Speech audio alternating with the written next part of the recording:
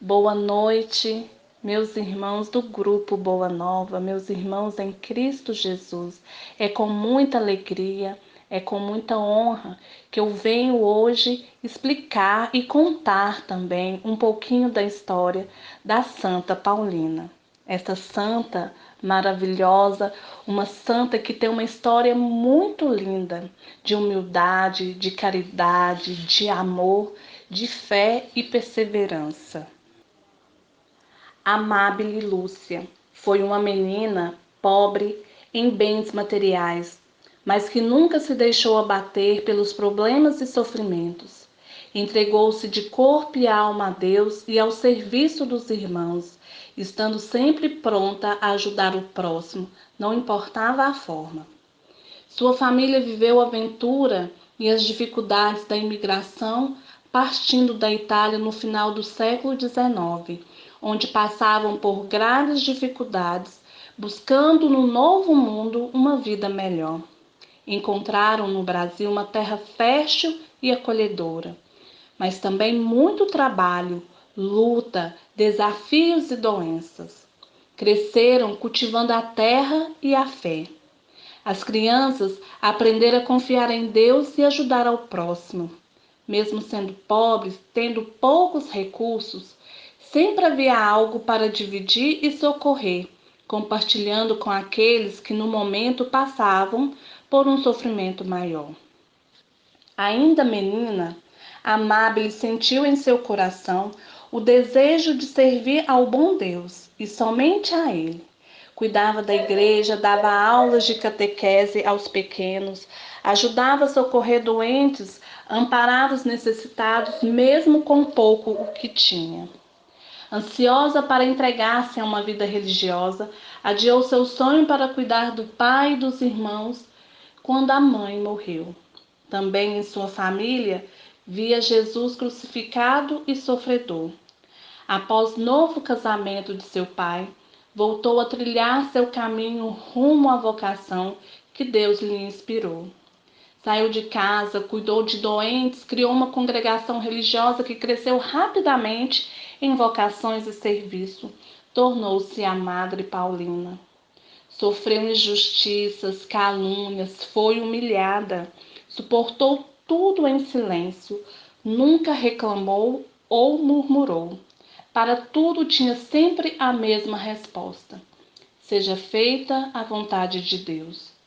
Por tudo isso, ainda em vida, possuía a aura de santidade, que anos mais tarde seria reconhecida publicamente por ocasião de sua beatificação e mais tarde sua canonização, ambas realizadas por João Paulo II. Que possa a vida de Santa Paulina inspirar as nossas crianças e jovens a serviço a Deus e ao próximo, sendo solidários, bondosos, caridosos, vendo em todos aqueles que sofrem o rosto de Jesus. Neste momento, eu vou iniciar a vida de Santa Paulina. O ano de 1865 chegava ao fim. Na cidade de Trento, na Itália, o outono se despedia e já era possível ver os primeiros sinais do inverno, que se aproximavam com a caída das folhas das árvores. Antônio e Ana Domênica esperavam em breve o segundo bebê. Em 16 de dezembro, nasceu uma linda menina que foi batizada no dia seguinte com o nome de Amábile Lúcia. Nos anos seguintes, outros irmãos juntaram-se a ela. A família era bem pobre e lutava com muita dificuldade para viver. Todos ajudavam em casa e cedinho as crianças começavam a trabalhar. Ajudavam nos trabalhos domésticos, nas plantações, cuidavam dos animais e, como as leis eram muito diferentes de hoje, muitas também trabalhavam como aprendizes em fábricas e oficinas. Eram a época da Revolução Industrial. Aos 8 anos, a pequena Amábile já era funcionária de uma fábrica de tecidos, ajudando com seu trabalho e seu salário a sobrevivência da família.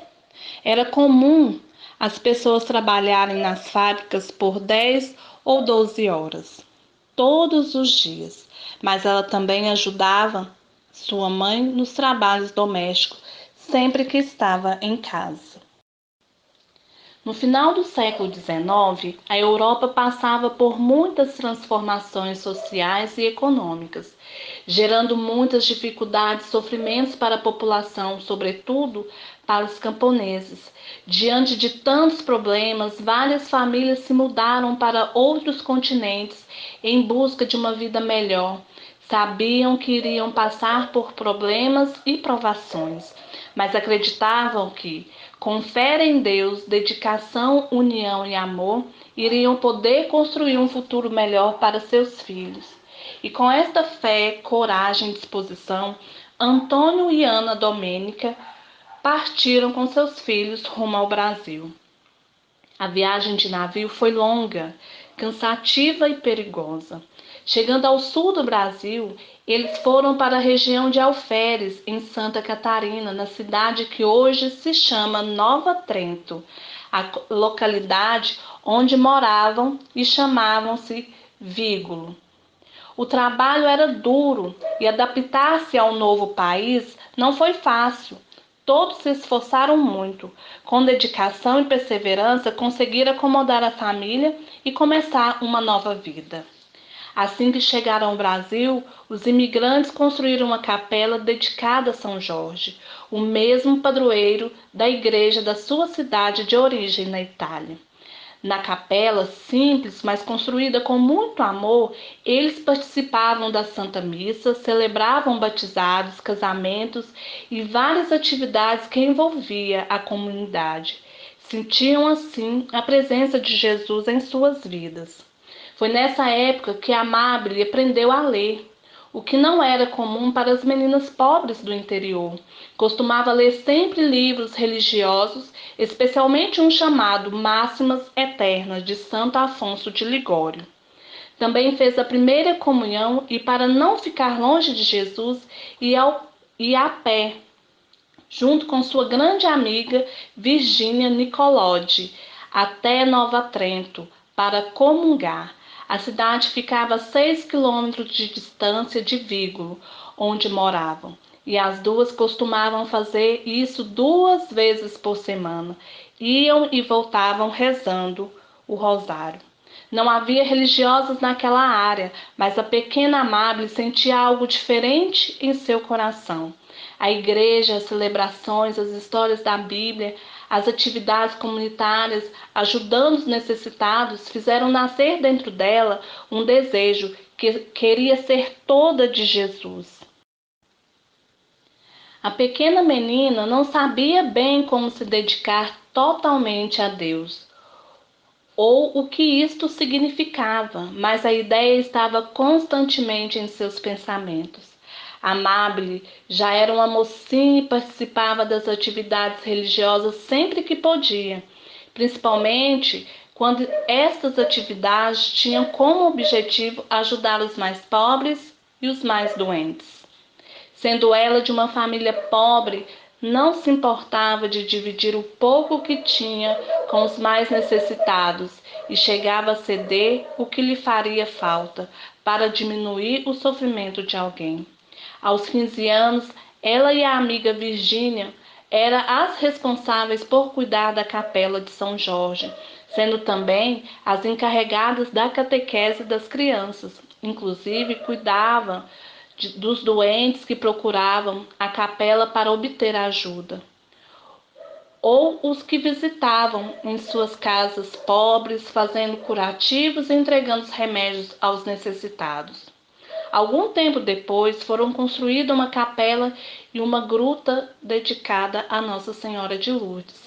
As amigas também ficaram encarregadas desta capela, tendo inclusive cultivado uma plantação de aipim para, com a venda do produto, comprar uma bela imagem da santa. No ano de 1887, quando Amable tinha 22 anos, sua mãe ficou gravemente doente. Ana Domênica havia trabalhado muito a vida toda Passou por sérias privações para cuidar da família e criar seus filhos. Tudo isso foi enfraquecendo sua saúde. O marido e os filhos cuidaram dela com dedicação, fizeram tudo o que podiam, mas viviam em um lugar com poucos recursos e seu estado era muito grave. O falecimento de Ana, a jovem passou a cuidar da casa, do pai e dos irmãos. Ela sentia muita saudade de sua mãe, mas se esforçava ao máximo para que nada faltasse a ninguém. Nos anos seguintes, ela viveu a rotina de uma dona de casa, esforçando-se para suprir a falta da sua querida mamãe. No entanto, não descuidou de sua vida espiritual, não deixava de fazer suas orações, participava da Santa Missa e sempre que podia ajudava nas atividades da paróquia de São Jorge. Todos a conheciam como uma jovem gentil e bondosa, que jamais se negava a ajudar alguém e sempre tinha uma palavra de conforto e carinho para todos. Alguns anos após a morte da esposa, Antônio voltou a se casar. Amábile passou a ter mais ajuda, pois a madrasta assumiu os principais cuidados com a casa e a família. Com 25 anos, ela começou então a entregar-se cada vez mais à vida de oração e dedicação aos necessitados. Passava horas na igreja e trabalhava com aqueles que buscavam ajuda na paróquia. Certo dia, o padre responsável pelo atendimento aos doentes recebeu um pedido dramático. Uma senhora chamada Ângela Lúcia Viviane, recém-chegada à cidade, sofria gravemente com câncer e não havia quem cuidasse dela. Ele então chamou Amábile e sua amiga Virgínia e pediu que se encarregasse da doente. Não podendo levar a pobre senhora para suas casas, as duas a levaram para um casebre doado por um paroquiano rico, onde, com muito carinho, cuidaram dela até a sua morte. Nasceu assim no Hospitalzinho São Virgílio. Foi a primeira de muitas pessoas atendidas por elas. Logo, muitos doentes passaram a procurar o pequeno hospital, onde sempre eram recebidos com carinho e muita atenção. Foi neste mesmo período que Amábile teve por 3 dias seguidos sonhos com Nossa Senhora de Lourdes, que confirmaram seu ardente desejo de servir a Deus e ao próximo e ser toda de Jesus. Na primeira noite, Nossa Mãe do Céu dirigiu-se a ela dizendo que gostaria que ela fundasse uma obra. Assombrada, a moça perguntou como poderia fazer, já que era muito pobre, uma camponesa do interior sem recurso financeiro nenhum e sem estudo. Maria lhe disse que tudo viria ao seu tempo, que a princípio uma pessoa viria ajudá-la, mas logo outras moças seriam confiadas a ela. Mesmo com receio de tanta responsabilidade, Amábile aceitou e prometeu que, dentro de suas limitações e dificuldades, faria todo o possível para desempenhar bem, com amor e perseverança, todas as missões que lhe fossem confiadas. Nossa Senhora tranquilizou com as palavras de conforto e coragem, afirmando que aquela era a vontade de Deus. A partir desse momento, a sua vida se misturou à sua obra. As duas passam a ser uma só, pois dedicou-se totalmente às missões confiadas a Deus. O hospitalzinho não parava de crescer. Após a morte da senhora Ângela, outra moça, Teresa, Ana Maule, juntou-se às duas amigas. Sem elas perceberem, naquele dia 12 de julho de 1890, estava sendo criada uma grande obra. Foi a primeira comunidade religiosa fundada no Brasil. Muitas pessoas procuravam o hospital para serem tratadas. Também pobres e indigentes procuravam auxílios para suas necessidades. Recebiam alimentos, remédios, roupas, tudo o que precisavam e que as moças conseguissem através de doações. Com a bênção de seus pais, as três passaram-se a dedicar a ajudar os mais necessitados. Em 1894, as moças se transferiram para Nova Trento. Receberam de um benfeitor um terreno e uma casa de madeira, onde passaram a atender as pessoas e logo construíram também uma capela. No ano seguinte, escreveram uma carta ao bispo de Curitiba, pedindo aprovação para a criação de uma irmandade religiosa de vida consagrada. A resposta foi quase imediata. Em 25 de agosto, Dom José Barros, reconhecendo que o pedido correspondia à vontade de Deus, deu autorização para a criação da PIA, União da Imaculada Conceição. No dia 7 de dezembro de 1895, as três amigas, com o coração cheio de alegria e emoção, fizeram os votos religiosos. Como era costume, mudaram seus nomes para mostrar que deixaram para trás o mundo que conheceram e iriam se dedicar inteiramente a Deus. Foi neste momento que Amábile passou a se chamar Irmã Paulina do Coração Agonizante de Jesus. No ano seguinte, 5 noviças receberam o hábito religioso e nos anos seguintes outras se juntaram a elas. O trabalho era grande, pois era preciso ajudar os doentes, órfãos e idosos. Em 1900 já eram 20 religiosas. Com a congregação crescendo, foi preciso criar regras e uma organização maior. Irmã Paulina foi escolhida como superiora da congregação, ou seja, por toda a vida. Passou então a ser chamada de Madre Paulina, sendo considerada por todas as religiosas como uma verdadeira mãe. Nos anos seguintes, o número de vocações aumentou rapidamente e foi possível abrir novas casas e assumir vários trabalhos. Eram hospitais, asilos, orfanatos. As irmãs tornaram-se conhecidas no sul do Brasil e depois no mundo inteiro. Pouco tempo depois de ser eleita como superiora da congregação, Madre Paulina recebeu uma nova missão. Deveria abrir uma casa em São Paulo, com a ajuda de benfeitores.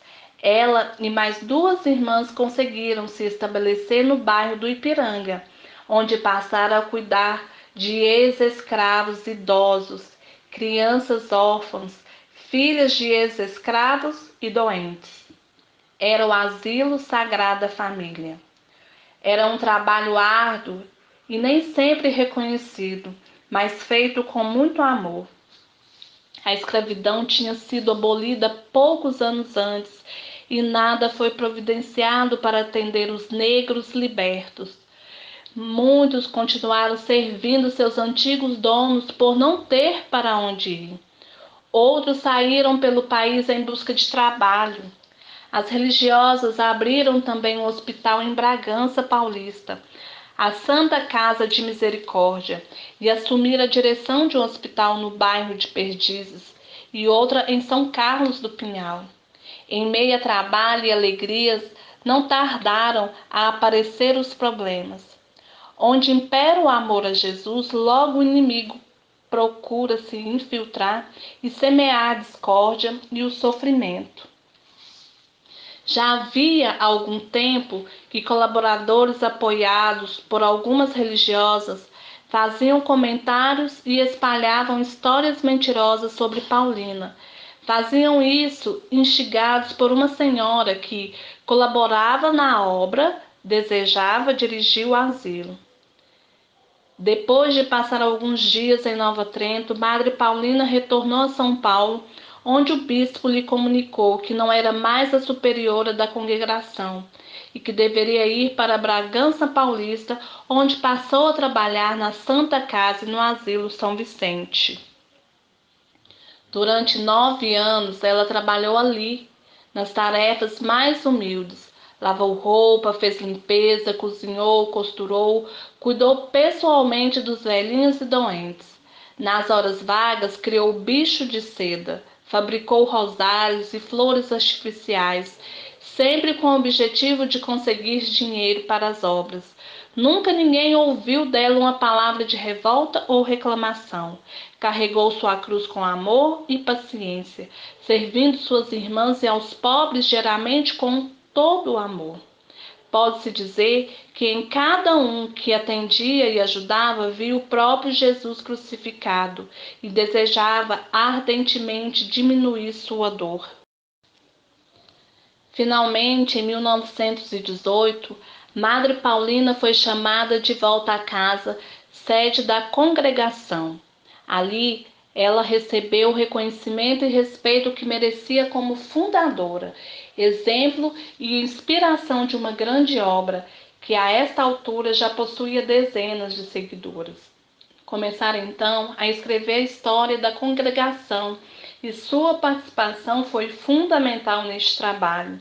Ajudou a resgatar o carisma inicial quando meninas pobres abandonaram tudo para se dedicar a Jesus e aos seus filhos mais necessitados e abandonados. O período de afastamento e injustiça ficou para trás. Ela participou com entusiasmo das atividades realizadas por suas filhas. Acompanhava as irmãs que fundavam novas casas e foi com muita alegria que as enviou para o Mato Grosso, onde trabalharam evangelizando e catequizando os índios. Sua presença era um exemplo de humildade, dedicação, paciência e amor. Em 1933, a congregação recebeu um decreto de louvor concedido pelo Papa Pio XI, em reconhecimento ao seu trabalho na evangelização. Não havia cansaço, problema de saúde ou dificuldade que diminuísse sua perseverança e entusiasmo. As irmãs vinham notando que nos últimos tempos Madre Paulina estava muito abatida e parecia sempre cansada. Exames médicos revelaram que ela sofria de diabetes em alto grau e precisava de sérios cuidados. Com relutância, ela diminuiu suas atividades, passava mais tempo rezando e fazendo flores e terço para vender e gerar recursos para a comunidade. Passou por vários problemas, perdeu a visão e tudo suportou heroicamente, sem reclamar de nada. Não murmurava por nada. Sempre que alguém comentava sobre seus problemas de saúde, respondia: seja feita a vontade de Deus. Depois de muito sofrimento, ela faleceu em 9 de julho de 1942 em São Paulo, já com fama de santidade devido à sua heróica vivência de virtude como fé, esperança, caridade, simplicidade e tantas outras. Foi reconhecida como santa em 2002 pelo Papa João Paulo II, após a comprovação de 2 dos muitos milagres a ela atribuídos.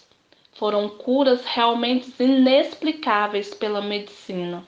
Pessoa que os médicos já não tinham esperança de salvar e que depois de profunda oração para a Madre Paulina ficaram completamente curados.